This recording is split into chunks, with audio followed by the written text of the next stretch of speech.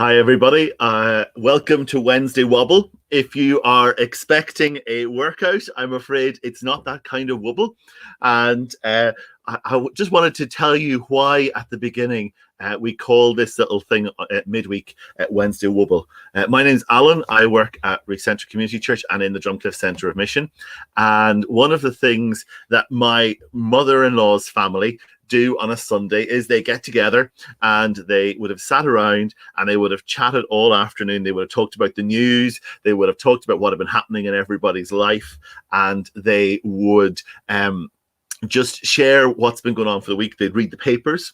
And when I first got introduced to the family and started to be there on a Sunday afternoon, I used to talk about it as Sunday Wobble, because it was just wobble, lots of different bits of chat, all brought together in one place. And so I thought that would be a really good idea for us as a community, as we come together for a few minutes on a Wednesday, to have a little bit of wobble time. If you're out there, please comment and say hello. I'd love to say to know you're there, and please interact. I can see your comments in front of me on all of the channels, so please, if you are watching, do say hello. It'd be lovely to hear from you.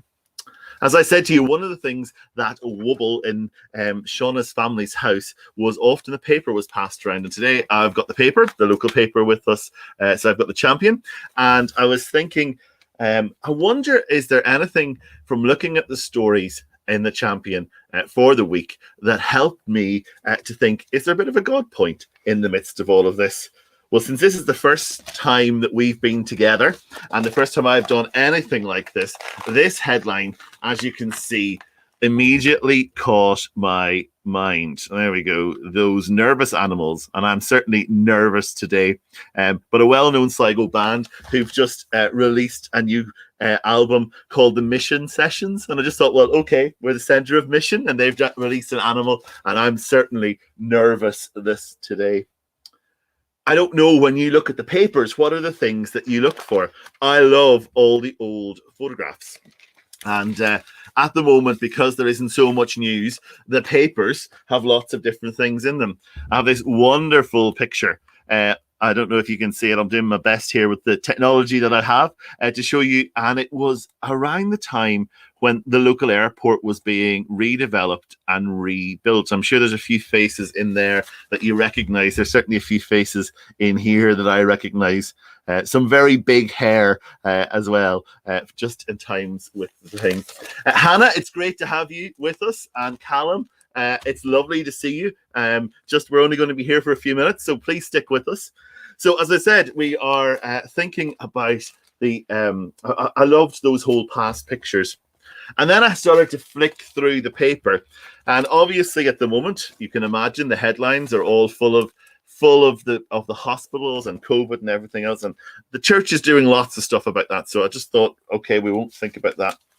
But I saw an article which I thought was really interesting, because in contrast to the historic pictures of the airport, which, as most of us know, doesn't have a huge amount of service going on anymore to the general public, although we know that all the safety helicopters are now there, this article caught my mind and my eye. I don't know if you can see it. WRC key to Atlantic Corridor plan. This picture is also from 1981.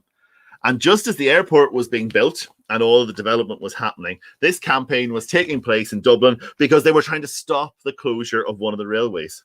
And I just thought it was really interesting that in the one newspaper, you would see the airport being developed, so modern, moving on, things getting better.